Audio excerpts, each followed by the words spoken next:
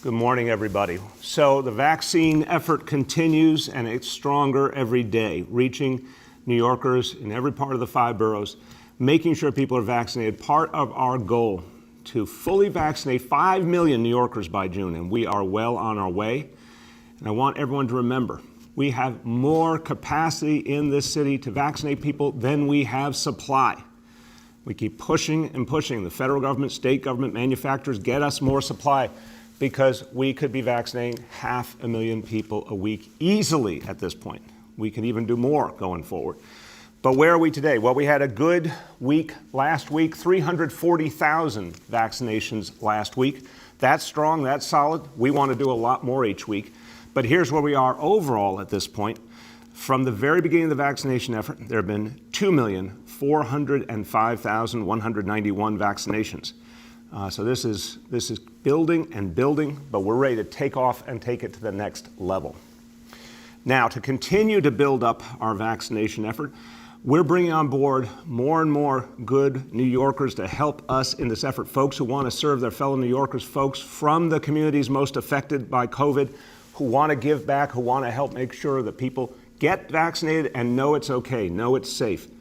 See people who look like them, see their neighbors helping in the vaccination process. That's what I saw in Co-op City on Saturday when I was up in the Bronx, and this is what works. So our Vaccine for All Corps continues to grow. This idea of bringing in everyday New Yorkers to help in this work, hiring thousands of people to help build the vaccination effort, is exactly what we need to do to take it to the next level. So our Vaccine for All Corps will be hiring 2,000 New Yorkers right away and putting them to work at vaccine sites all over the city.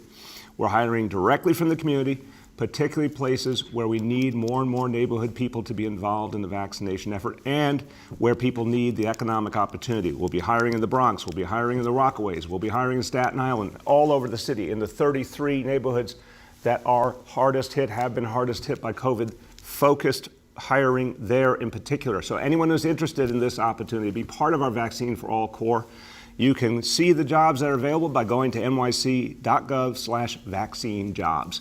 And we welcome New Yorkers to join this crucial effort to bring our city back. So we always talk about a recovery for all. A recovery for all is an economic idea for sure. It means making sure that everyone has the opportunity to get their livelihoods back, to have a chance at a better life in the new New York City ahead. But a recovery for all means addressing injustices and addressing those who have been left out and those who have suffered as well. Let's talk about a couple of these situations today where we need new approaches to old problems. First of all, I want to talk about our taxi industry. I want to talk about folks who make New York City work. Yes, New York City taxis are iconic. They're part of our identity. Yes, generation upon generation of New Yorkers has found opportunity by driving a cab. It is a classic New York story, but it's not a stereotype. I want to be clear. I don't see it as a stereotype because I've gotten to know so many drivers over the years, and I've heard their stories. I've understood that driving a cab was the pathway to opportunity. I've heard so many drivers talk about their families. Why do they work so hard, such long hours? Why do they do things that for most of us would seem like above and beyond? Because they want to do better for the next generation. This is for so many people, the classic story of parents giving their all for their children, of immigrants coming here for a life they could never have imagined in their homelands. That's the story of New York City taxi drivers. But taxi drivers have been through so much, especially, of course, during the pandemic, where the industry has been hit so hard. And during that time, by the way, taxi drivers stepped up and helped us, helped our community. Taxi drivers were in the lead getting food to seniors who needed them, helping to make sure that people could get around even in the toughest times. But even before the pandemic, we know taxi drivers were dealing with a crisis because of what happened with the value of medallions. This is a very sad story, and it's a story with a lot of injustice in it because lenders took advantage of these drivers. And when I came into office and we realized the extent of the problem, we canceled medallion sales. We just wouldn't do them anymore. And we've been working to find ways to help drivers, and it's tough because so many people have suffered. But we now have a new option and a new approach, because as of this weekend, when the Senate approved the stimulus package, we know that we're now going to have resources we didn't have before. And we want to apply some of those resources to help taxi drivers who continue to suffer. Today, with stimulus funds, we're announcing the Taxi Medallion Owner Relief Fund, a new approach that will provide money directly to drivers and will help restructure the loans that they have so they can end up in a better situation for their future and for their family's future. This has taken a lot of painstaking work to figure out something that would work today and for the long haul. And I'm going to turn to Commissioner Loisi Heredia Jarmuschek, who has led the way. Our Taxi and Limousine Commission Commissioner has studied the problem, talked to drivers, examined the industry and all of the options. She's done it with a lot of heart and with a lot of concern for the drivers. And her central concern, I've had this conversation with her many times, is what will work, what will stick, how can we help these drivers now and tomorrow to finally get past this crisis and get to a better place. So I want you to hear the plan that she's put together that I think will really help us move forward as a city and help our drivers who we depend on so much. Commissioner. Good morning. Today, the city, under the leadership and direction of Mayor de Blasio, commits to create a $65 million Taxi Medallion Owner Relief Fund to support financially distressed medallion owners. This fund will offer owners a $20,000 loan to use as a down payment to restructure current medallion debt and up to $9,000 in debt payment support, additional $9,000. Owners can pay this money back over time at 0% interest according to their individual ability. This substantial upfront payment from the city will empower medallion owners to work with lenders to reset the terms of their loan. Restructuring these loans can be a lifeline to lift the weight of debt through lower monthly payments, reduced interest rates, and/or reduced principal.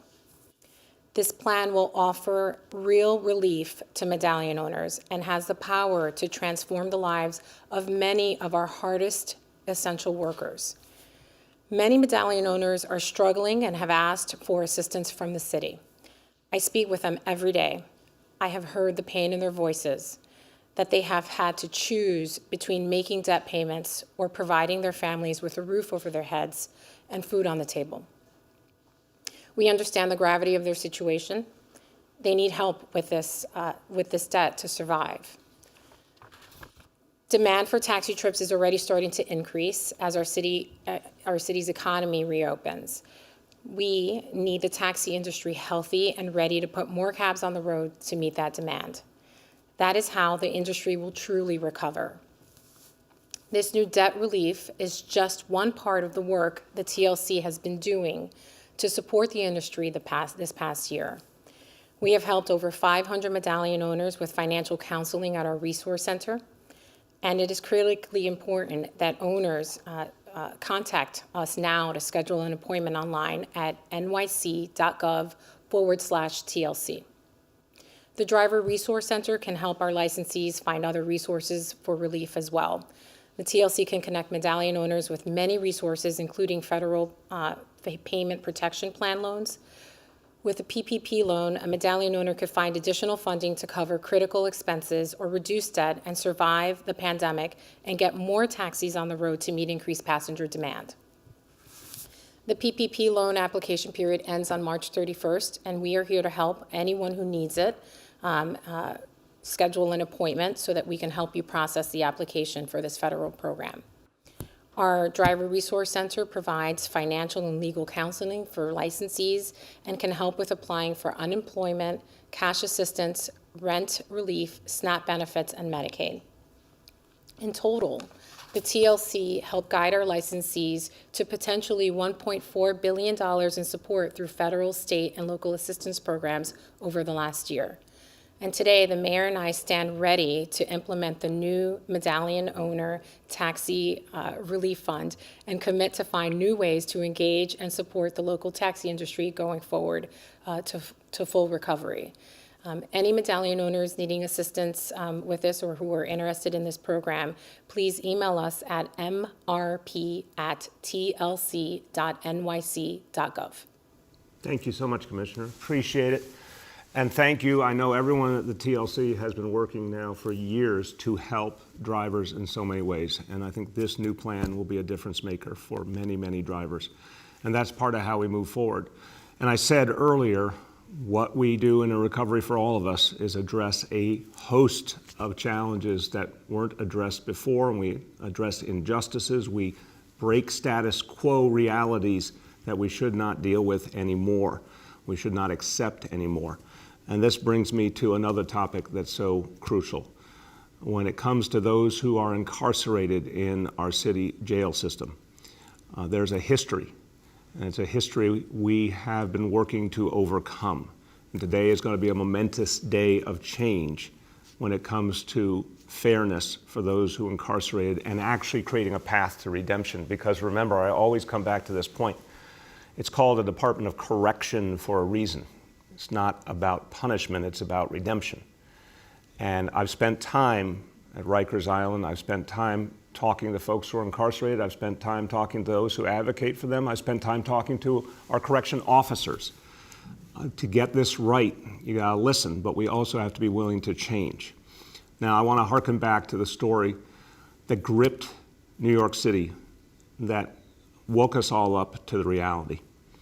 Between the years 2010, 2013, Khalif Browder was imprisoned at Rikers Island. For 2 full years, he was in solitary confinement. The fact that anyone could be left in solitary confinement for 2 years is shocking to think about in the history of this city, especially in this century.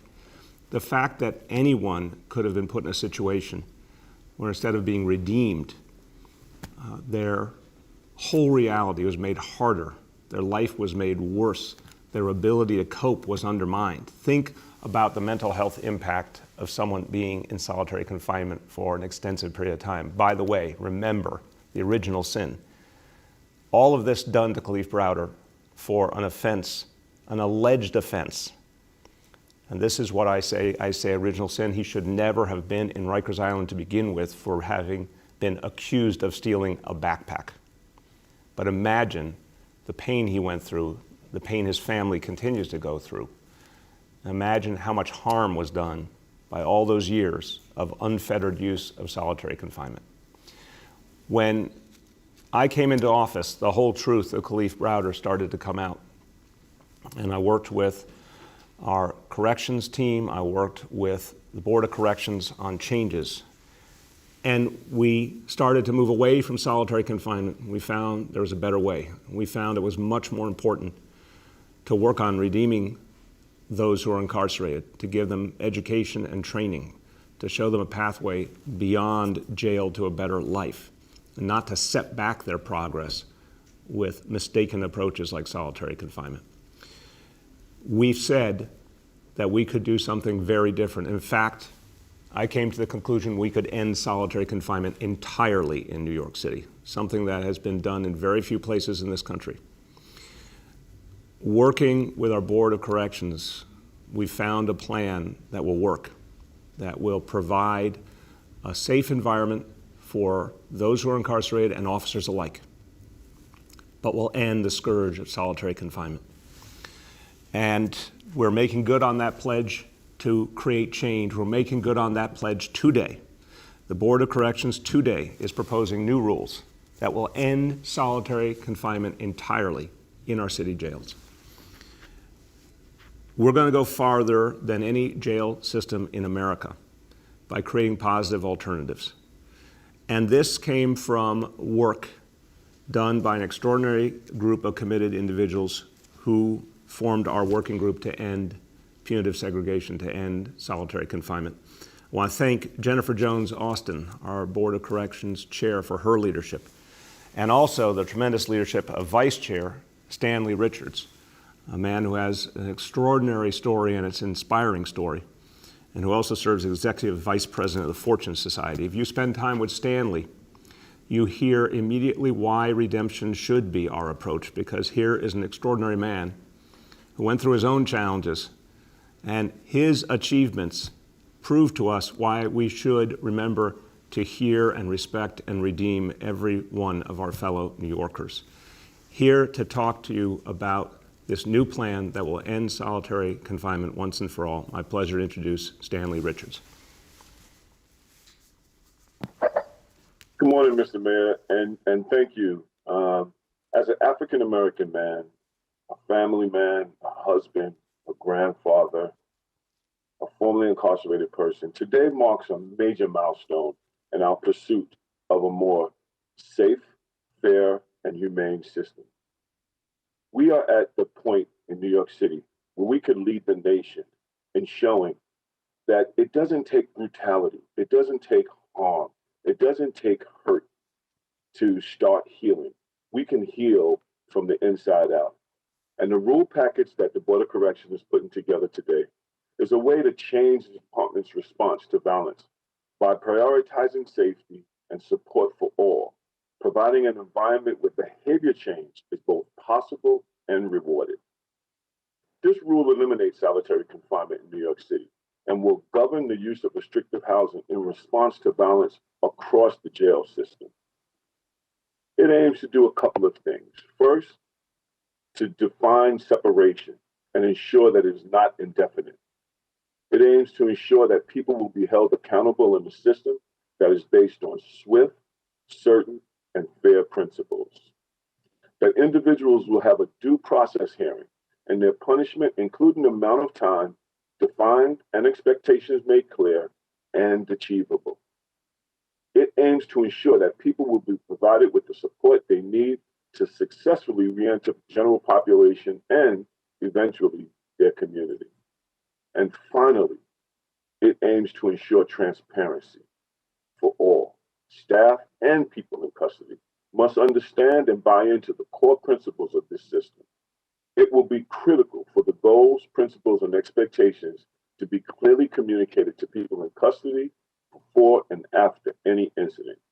So I stand with you today, Mayor de Blasio, and with the City Council, who have been calling on a smaller and fairer system, to say that today marks a major milestone in that process. And I look forward to hearing from advocates, community members, loved ones about what we're proposing, because this is not the end.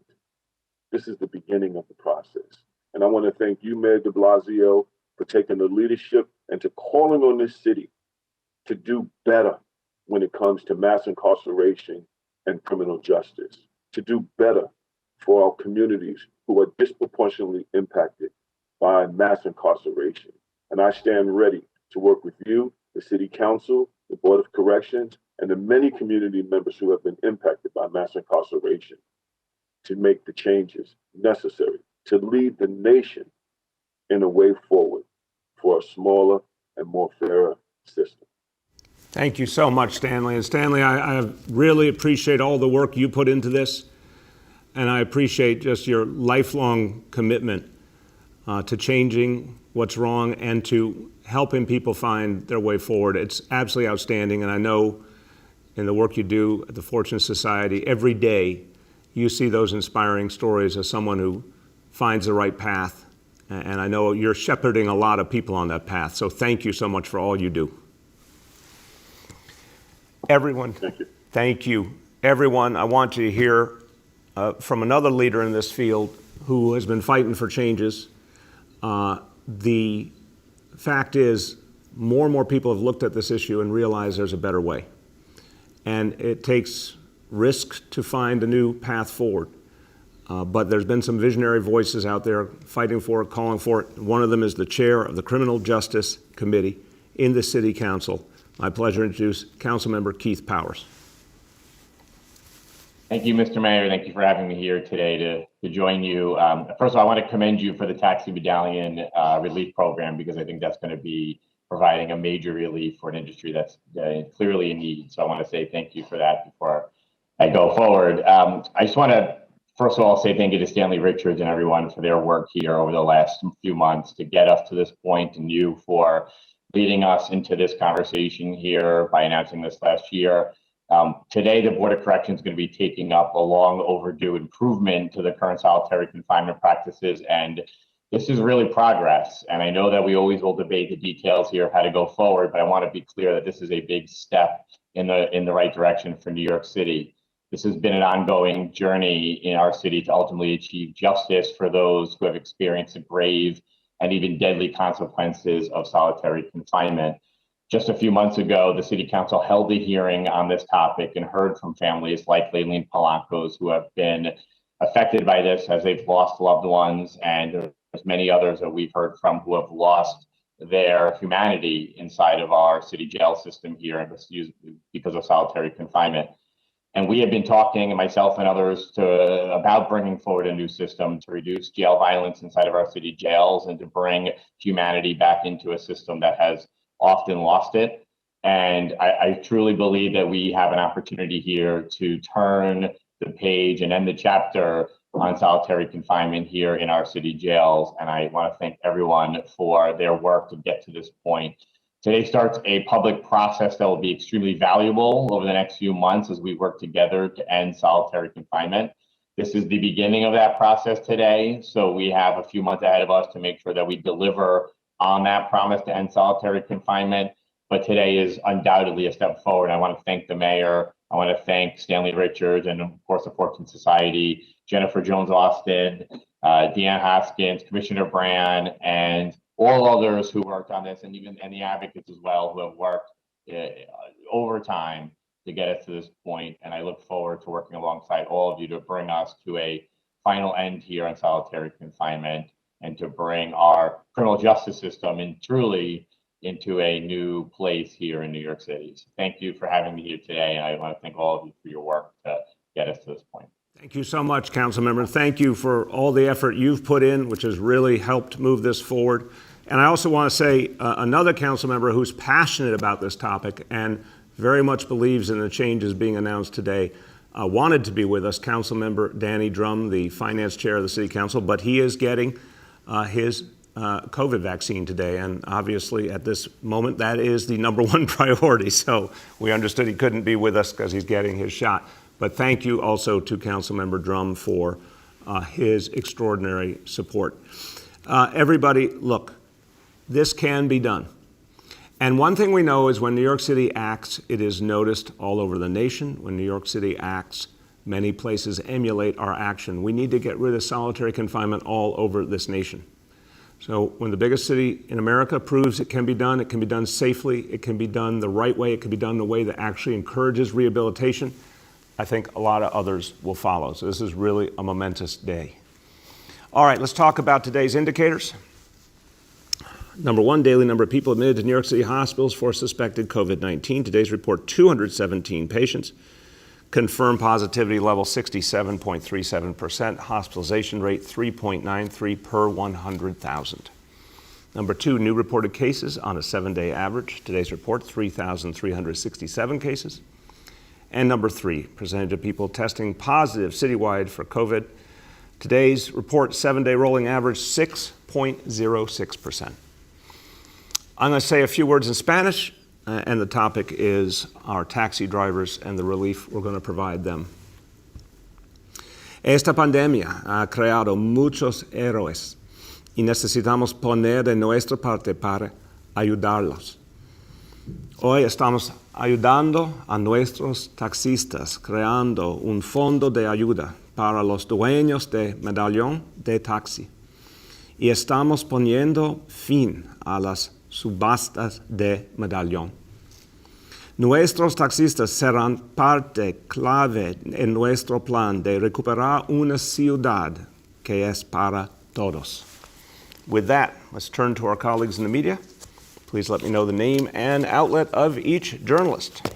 Hi all, we'll now begin our Q&A. With us today is TLC Commissioner Jarmuzic, Health Commissioner Dr. Dave Chachki, CEO of Health and Hospitals, Dr. Mitchell Katz, Co-Chair of the Board of Correction, Stanley Richards, and Senior Advisor, Dr. Jay Varma. With that, we'll go to Emma from the New York Times. Hi, good morning, Mayor. As you know, we've written a lot about this issue, and we're curious, have you and your administration talked with taxi lenders, and do you have a sense that the lenders will restructure the loans? Yes, and to tell you more is our commissioner.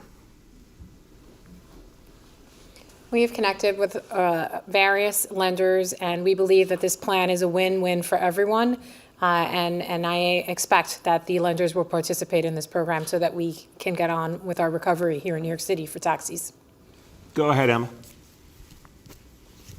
And as you know, the drivers owe an average of $500,000 apiece, and they've been asking for a bailout. So what would you say to those who feel like this is sort of a drop in the bucket? Look, Emma, I think our obligation is to find a way forward that will work. We've seen different bailout proposals, some that would cost hundreds of millions, some that even went into $1 billion plus. That's not possible for New York City. If there were an option on the federal level, that would be the one place that could be done. But here is a way to greatly improve the situation. And it's based on real painstaking work to figure out what would actually support drivers under the realities we face. And I know the commissioner really focused on that, a sustainable plan, something that would work, that would be manageable, that would help people move forward. So this is what we believe can be done. The stimulus funds gives us the opportunity to do it, and we're moving forward immediately to help as many drivers as possible. Next is Steve from WCBS Radio. Good morning, Mr. Mayor. How are you? Good, Steve. How you doing? I'm all right. Appreciate it. First of all, I wanted to ask about a story we're working on this morning. I'm sure you saw the Times first reported the lawsuit that that you're facing, governor's facing, regards to what they allege is segregation in city schools and racist policies that have perpetuated segregation in schools. Wanted to get your general take on that notion. Specifically, it talks about gifted and talented programs, specialized admissions tests. Wanted to get your response, if you have one yet, in terms of that notion that there have been baked-in policies for decades in city schools that's perpetuated segregation and racism. Steve, thank you for the question. I won't respond to the lawsuit. I don't respond, of course, in detail to any lawsuit, and I haven't seen what is specifically being alleged. I'll talk about the work that's being done.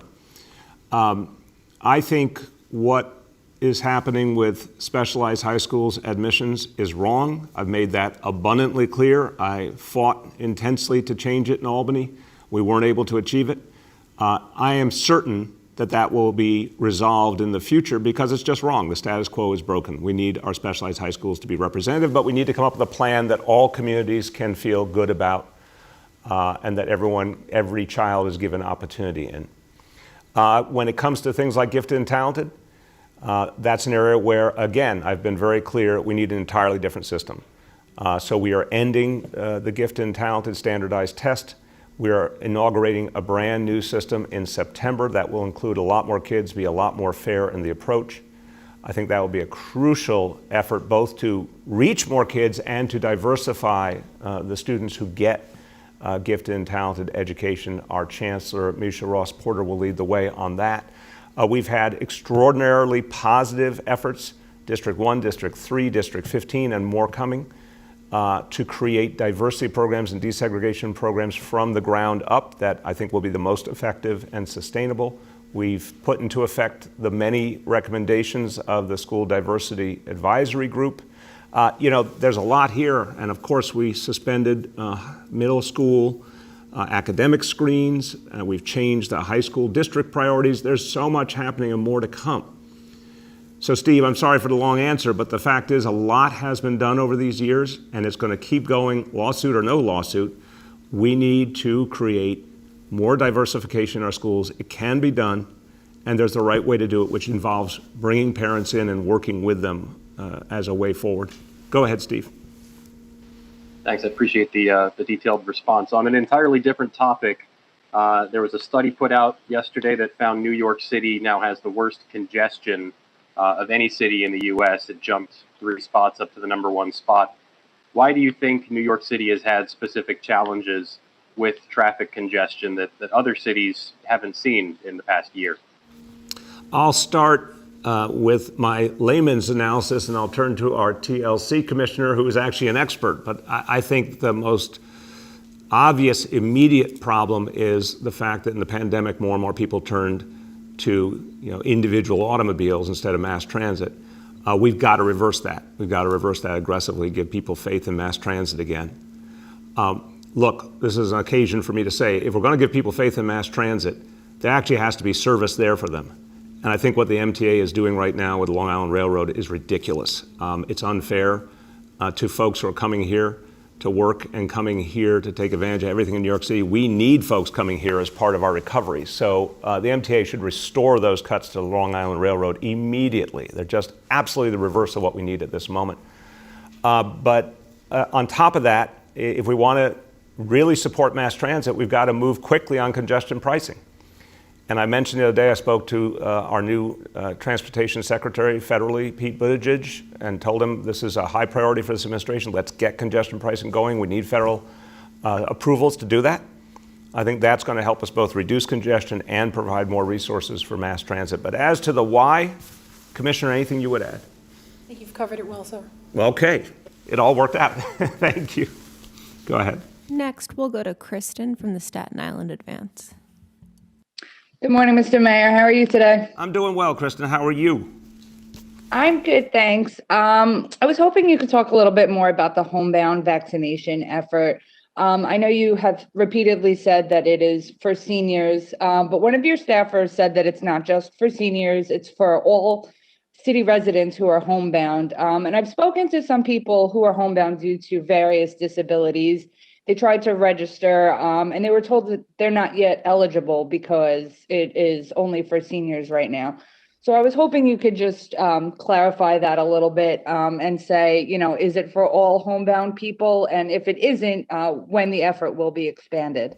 Thank you very much. A very important question, Kristen. I appreciate it. I'm going to turn to Dr. Choksi, but just emphasizing, look, the state has approved a range of people for vaccination in general, obviously 65 and up. Folks with serious pre-existing conditions, and we're working within whatever parameters the state has created. As you know, I'm hoping increasingly we'll be given local control of the situation so we can set the rules right for our community. But I also want to make sure that the website and the phone line give people the opportunity to sign up who are homebound for whatever reason within the existing rules, obviously. But no, not just seniors. Anyone who qualifies and is homebound, we want to reach. So Dr. Choksi, could you speak to that? Yes, sir. Thank you, Mr. Mayor. And that's exactly right. The program will serve anyone who is homebound and eligible for vaccination. In the early days, the early stages, we are prioritizing our outreach for older homebound individuals, people who are above the age of 65. Particularly because we have a relatively limited supply of the Johnson & Johnson vaccine to begin. But as that expands and in the coming days and weeks and the timeline that the mayor laid out yesterday, that will certainly extend to other homebound individuals as well. Thank you very much. Go ahead, Kristen. Hey, thank you so much. And I want to talk to you about vaccine appointments. A lot of appointments were rescheduled on Staten Island the last few days. Including on Sunday, I spoke with a couple who showed up for their 10 p.m. appointment and the vaccination site was closed. There were about a dozen other people there who had not received cancellations, notifications from the city. So I was just wondering if you could talk about what the supply issue has been this week, and how many vaccines did the city receive out of how many it was supposed to that caused these cancellations. And what site was that? That was the Gotham Vanderbilt Clinic. Okay, I'm going to separate the two questions. I'm going to go to Dr. Katz first on if he does know specifically what happened at Vanderbilt. That obviously is not acceptable and not what we want to see happen. And then Dr. Choksi can talk about our supply levels. Dr. Katz, you start. Yes, thank you, sir. And I have to start, I'm sorry to say, with an apology because I have previously heard this issue and the reporter's question is correct. We ran out of vaccine at Vanderbilt, which is not our fault, but it is our fault and that people were not given correct phone calls to tell them that their appointment was canceled. We are currently working on rescheduling all those people, and I profoundly apologize to anybody who went to that site and did not get a call ahead of time canceling it. On the supply issue, sir, I think this is what you've talked about, the need for local control. One of the challenges we face is that every week we get a unknown number of vaccines to each site on a particular day from the state distribution. Until that day, we don't know how many vaccines we're getting or to which site. And then we are meant to use them as rapidly as possible. This is what keeps us from making cogent plans that ideally we would do weeks ahead on setting schedules, making sure that everybody who has had to be rescheduled is quickly rescheduled. But I can never reschedule anyone until I have the vaccine in hand, and I never know until it arrives how many injections I'm going to have. So, this is why you keep calling correctly for more local control. But again, I'll close with apologizing to anyone who went to that Vanderbilt site on Sunday and wasn't told their appointment was canceled. Hey, Mitch, thank you very much, Mitch. And I know when you say that, you mean it, and I appreciate it. But very quickly, can you give any sense of how quickly we can get those folks back in and give them their vaccinations? We have already begun to call them, sir, because I was alerted to the problem Monday morning.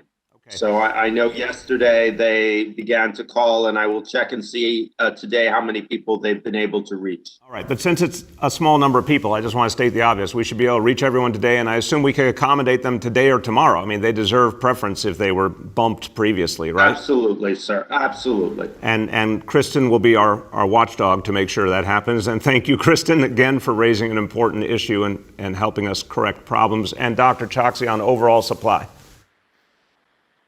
Yes, sir. Thank you. Just to add briefly, our overall supply last week was about 200,000 first doses of vaccine that were delivered to New York City as a whole. For this week, it's a slight increase to about 205,000 doses. Those are first doses that will be delivered between today and tomorrow.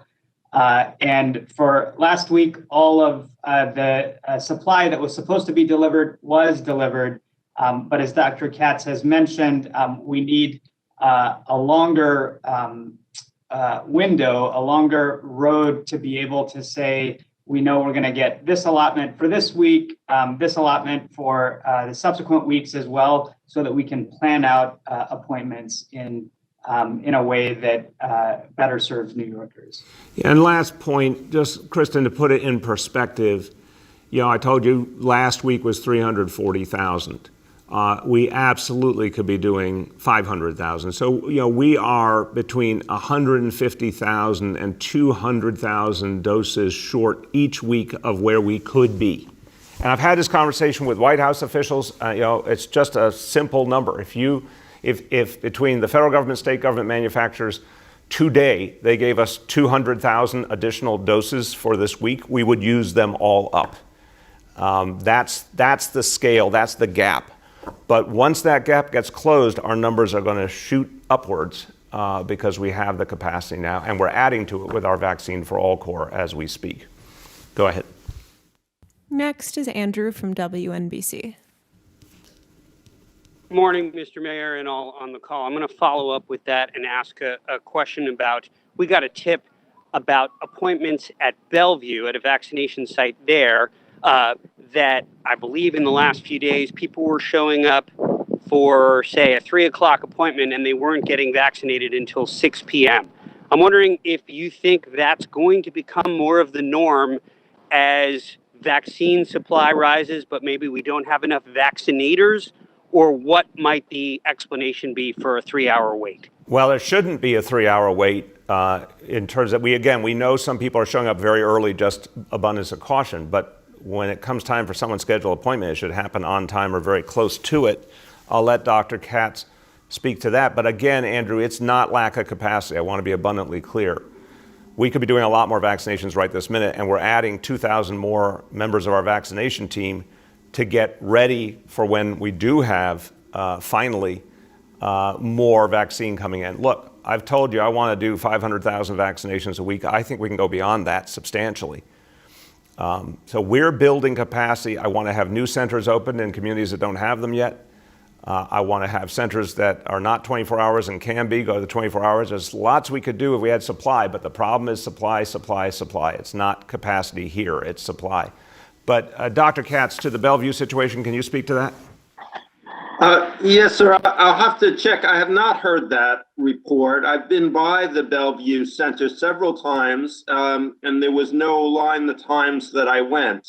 It is one of our major sites. I am glad that it is an inside site with a large waiting room, so at least I know people were not outside waiting, but I can't explain. I will check right after this call and find out why there was such a long wait. Certainly, we are having an issue, as we spoke on the previous call, of people arriving several hours earlier.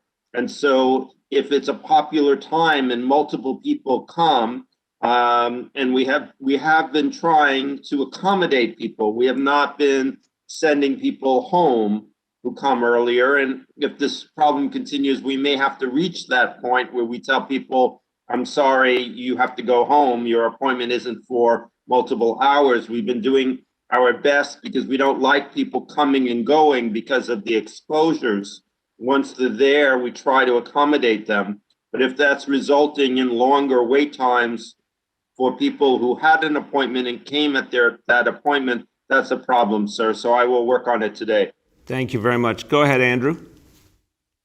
On a separate topic, yesterday, 21 women in the New York State Assembly wrote a letter essentially saying, let Letitia James, Attorney General James, finish her investigation, put a pause on the calls for the governor to resign, and just let the investigation go forward. That was echoed by Senator Schumer. It was echoed by Hillary Clinton and others. I'm wondering, do you agree with what seems to be that forming consensus on the part of some that the investigation is underway, people can put the brakes on here, or do you disagree with that opinion? Look, I think the strongest, clearest statement came from the majority leader of our state Senate, Andrea Stewart-Cousins, who is one of the most important leaders in the state and responsible for making sure the state moves forward, and is saying that right now that's not viable. And Speaker Carl Hastie obviously amplified this. There are too many destabilizing things happening right now with the governor and his administration in terms of the ability to get the work of the state done. And I think more information is going to keep coming out. So of course we need the full facts from the Attorney General's investigation, absolutely. But I don't think there's any contradiction between the Attorney General fully pursuing the facts as quickly as possible and recognizing the fact that there's a dysfunctional reality in Albany that is making it harder and harder for government to do its work. Go ahead. Next is Michael from the Daily News. Morning, Mr. Mayor. Hey, Michael, how are you? I'm doing all right. I've got a question, a follow-up to Andrew's question. Yesterday you said that, and I'm paraphrasing a bit probably here, fewer and fewer people believe the governor, in the context of what the Senate leader said. Do you believe the governor, in his response to these allegations? Do you think what he's saying is credible at this point? No. Go ahead. Okay. Shifting gears here. Thank you for the succinct answer. I wanted to talk to you about housing. I think Errol mentioned some of this last night, but I wanted to try to get a little deeper into it.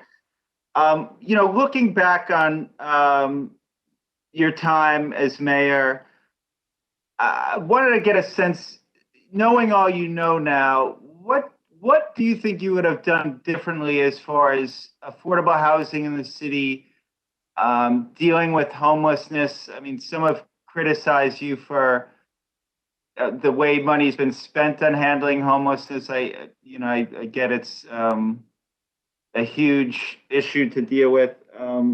What would you have done differently, and what kind of counsel would you give the next mayor coming in on how to deal with homelessness and affordable housing moving forward? Yeah, crucial and vast question, Michael, but a very important one. Look, I have criticized me. I've said that it took me too long in the beginning to understand that we needed a very different approach on homelessness.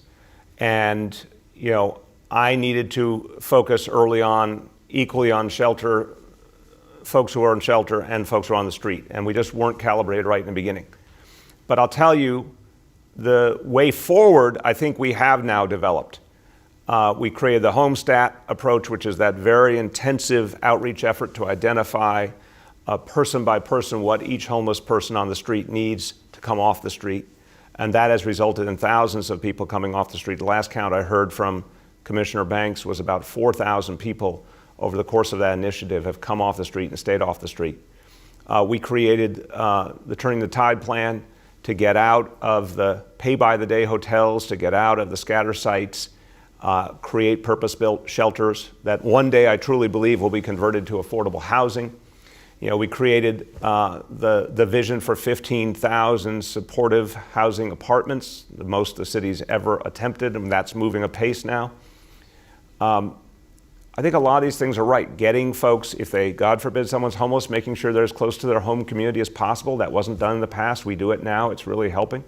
But most importantly, the Journey Home vision, which takes that Homestat model and then deepens it with the inclusion of safe haven units, safe haven spots for homeless folks that really give homeless folks who are resistant to coming in off the street a much more supportive, smaller atmosphere. Mental health services, substance misuse services really helps turn lives around, and that's been working even during the pandemic, getting hundreds and hundreds of people in off the streets and keeping them off the streets. So I think now that combination of strategies is the way forward for New York City.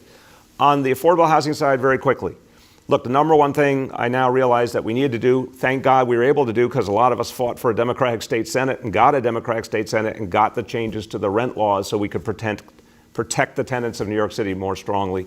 We finally have those strong protections for over 2 million rent stabilized folks. We showed that the Rent Guidelines Board could be objective and fair to tenants, not just serve landlords. We did rent freezes and lower rent hikes. That was necessary. Our affordable housing plan, our core affordable housing plan, is going to reach 300,000 apartments built or preserved in the next few years. That absolutely should be continued. So I think in some of these places it took time to figure out the right solutions, but we have a lot of the right solutions now, and most especially with public housing. I talked about this on New York One last night.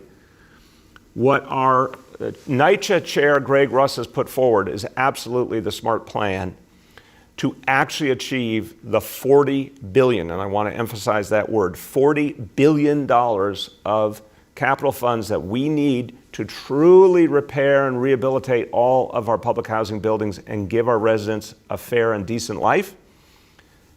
Chairman Russ's plan is the way to do that.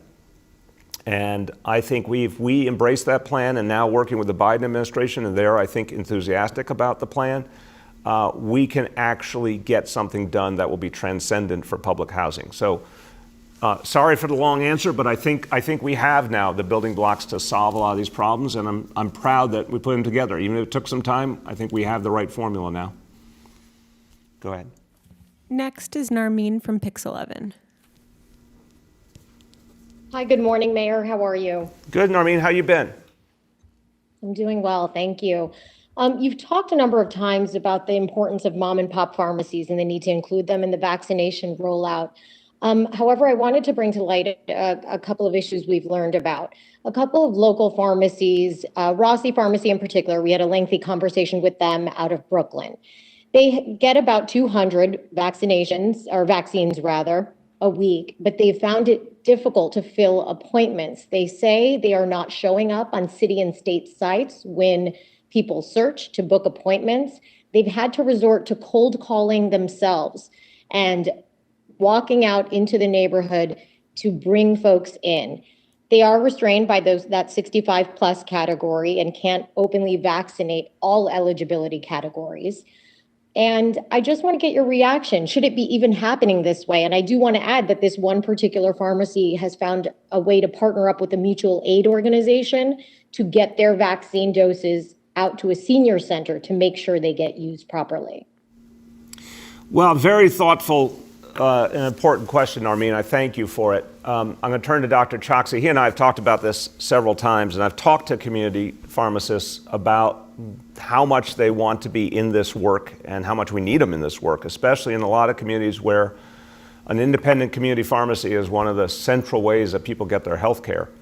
The challenge, again, is supply, supply, supply. We have not had enough supply, and to the extent we've had supply, we've tried to use it in the places where we thought we could have the biggest impact, which is in the community vaccination sites. But the goal, as we get more supply, is get more and more to the community independent pharmacies. As to the question of whether they can be accessed, those appointments via our website, and all, that's a great question. Dr. Choksi, you want to speak to that? Yes, sir. Thank you so much. And I'll start by just emphasizing how much we believe in independent pharmacies, also known as community pharmacies, as a linchpin to our vaccination efforts. We know from the neighborhoods that we ourselves all live in how important they are to the healthcare infrastructure in a particular area. Already, tens of thousands of doses have been administered through independent pharmacies across New York City. But as the mayor has said, with additional supply, we can do much, much more beyond that in the coming weeks and months. For any pharmacy who wants to be listed on the website, which is nyc.gov/vaccine finder, we make that available. So I'm happy to have our team follow up with the specific pharmacy that you've mentioned.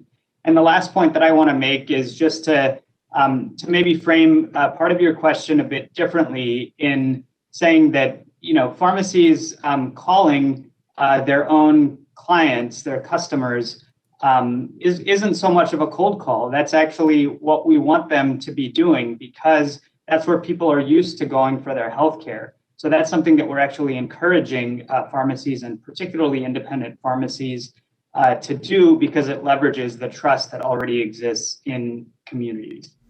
And look, Narmeen, thank you, Doctor. Narmeen, this all goes back to the central concept. We need the freedom to vaccinate. Give us the ability here in New York City to control our own destiny.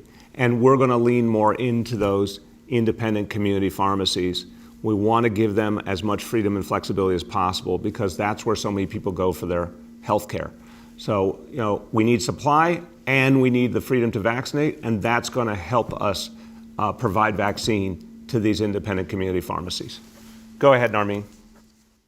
Thank you so much for that answer. And I do want to emphasize this pharmacist in particular says he sees the need in his community when they find out that he has vaccines. They're happy to come to him and learn more about the vaccine, even when they've been hesitant. So thank you again for that answer. I wanted to also touch on the taxi medallions. My phone's been dinging off the hook since you made the announcement. I've been covering this extensively.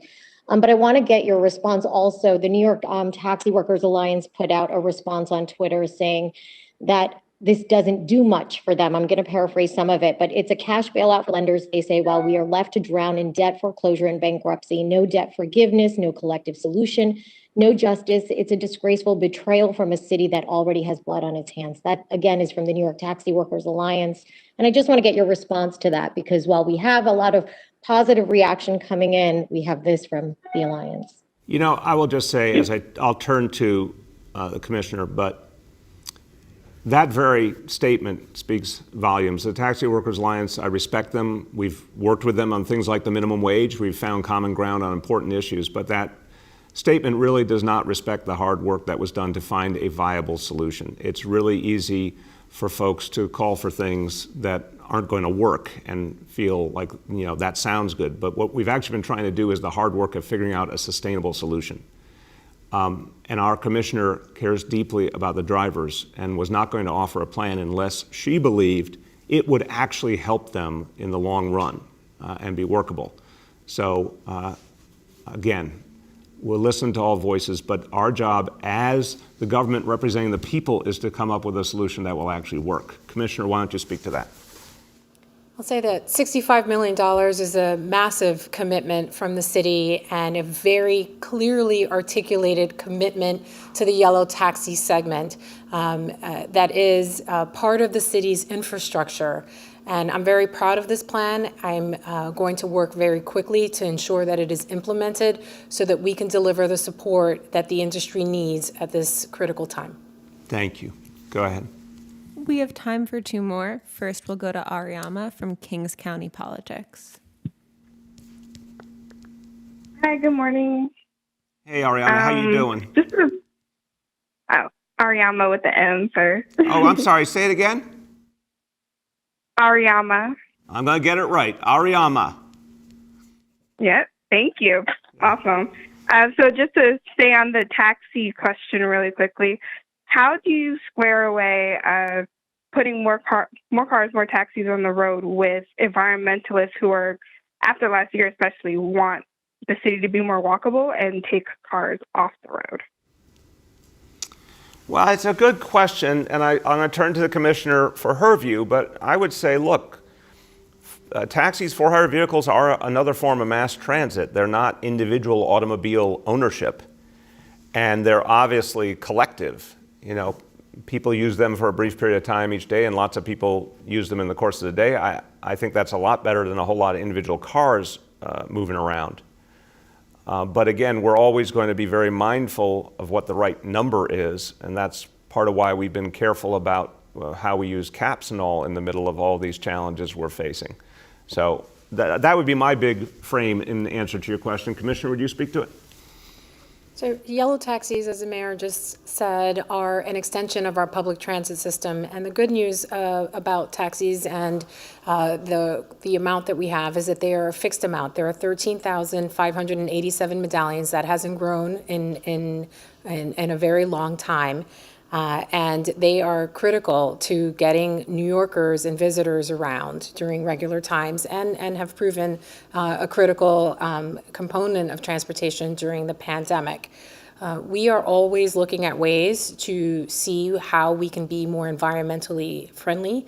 I'm very excited that we have 7 yellow taxi Teslas on the road right now, and we are in conversations with our fleet owners, our individual owners, and Tesla to see how many more we can get on the road. And I envision a day where half of our fleet will be environmentally friendly and not have that footprint that it has now.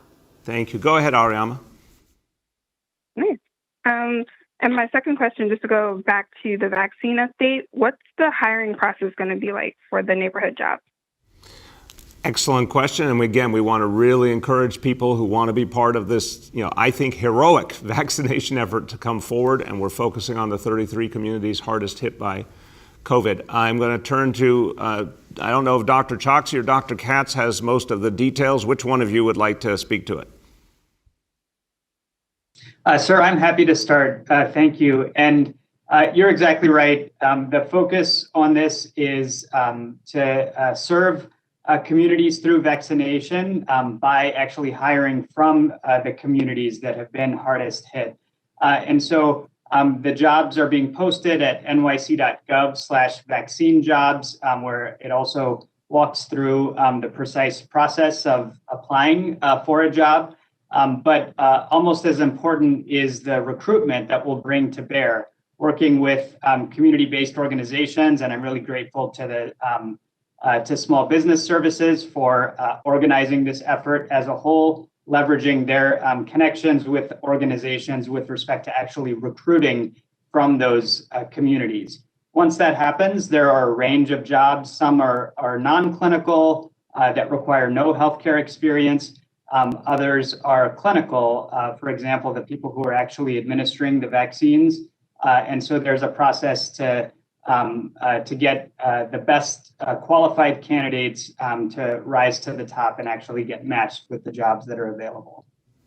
Thank you. Okay, go ahead. Last, we'll go to Yehudit from Borough 24 News. It's Borough Park 24. Borough Park 24 News. Right, go I'm ahead. getting a little casual. Sorry, guys. Yehudit, are you there? We lost you, Yehudit. We're going to go to Gersh from Streets Blog. How you guys doing? I get to go last again, Mr. Mayor, I guess. You know, which is always a lot of fun. Gersh, it's like cleanup hitter, just a lot later. No, I just, because I know everybody hangs up and we get to talk like gentlemen. I'm doing 8th grade English with my son right now, so now I'm failing English for the second time. So anyway. That was a quotable quote. Yeah. I want to ask you, there's sort of an absurd quality to your taxi bailout plan announced today, especially given an earlier answer that talked about the yellow industry. It's capped at 38,000 medallions. But, the city has done very little to regulate Uber and Lyft, which during the height of its business, before the pandemic, was handling like a million cab rides a day. So that's really the elephant in the room here. I know the council has a plan to charge Uber and Lyft like 11 cents a minute for when they cruise empty, causing all that traffic. So maybe you could talk a little bit about that. I mean, the administration doesn't seem to be talking about regulating Uber and Lyft. Gersh, I always know where you stand on an issue, and I appreciate it, but I think just your question does not pay attention to the extremely rich history here. 2015, this administration fought hard to deepen regulation of Uber and Lyft. Unfortunately, the city council did not agree. That was a mistake. They should have. We came back later with the city council and did what should have been done earlier and created a lot more regulation. And we've added a number of pieces to that regulation, some of which we had to fight out in court. And you can tell that you're being aggressive towards a massive multinational corporation when they constantly take you to court. And we have continued that fight. So I would just disagree entirely. I think we've been constantly focused on trying to put the right limits on there. Commissioner, would you like to add? The for-hire transportation industry, as the mayor said, has a very rich history. There, I think, is a happy medium for all segments of the industry to coexist, and that has to come through better and improved regulation, which we're committed to doing as we have been since the beginning of this administration, and as we demonstrated in 2018, and as we're demonstrating today. Go ahead, Gersh. All right, I'll ask a different question. So I just got off the phone before the call with Transportation Committee Chairman Ydanis Rodriguez of the council, and he told me the council, look, they're open to negotiating with you on that bill to move the NYPD's collision investigation squad to the DOT. But at the end of the day, if your administration does not negotiate, and you've said you're against the bill, the council will pass the bill setting up what would be the first override of a de Blasio veto. So that's historic, first of all. So what do you think of that? And will you negotiate on this bill? I think we can find a good solution, what we've talked about before. I have a lot of respect for the council member. I think we're all working together on this. There is an element of this work that should be done by DOT. There's an element of this work that should be done by the NYPD. There are different functions, a criminal investigation, obviously at NYPD, and a investigation to determine better approaches to traffic design should be done by DOT, and we can do both in different ways, and that's what we'll work through. But I don't think, I know you have a flair for the dramatic, and I appreciate that, but I don't think it's something that evades our ability to find common ground. I think we are going to find common ground because we have two things we need to achieve, and we will achieve them both. Everybody, as we conclude today, I just want to take a step back where we were earlier and talk about what this moment means. It's a moment in history we're all going through together. It's a difficult moment. It's a painful moment. But it's a moment of change, too. It's a transformative moment. We just saw this weekend something we could not have possibly imagined previously. The U.S. Senate passing a $1.9 trillion stimulus that will change so many people's lives for the better and help us recovery. Lots of things are happening now that were considered impossible before. And this brings me back to the topic of justice, social justice, making bigger changes. And that's why we need to get rid of solitary confinement once and for all. This takes a lot of work to get right. I want to thank everyone who's done this work. I want to thank Commissioner Cynthia Brand and her team at the Department of Correction. They have done immensely difficult work to figure out what will create fairness and justice and humanity, but also keep everyone safe. I want to thank Jennifer Jones Austin and Stanley Richards and everyone at the Board of Corrections. I want to thank all of the advocates who have been part of this process, and I want to thank everyone at the Correction Officers Union who have been speaking about what they think is right and safe for everyone. We've been working with everyone to try to get this right. But one thing I know for sure, the era of punitive segregation is ending, must end, will end in New York City, and it will end this year, and that's going to move us forward. Thank you, everybody.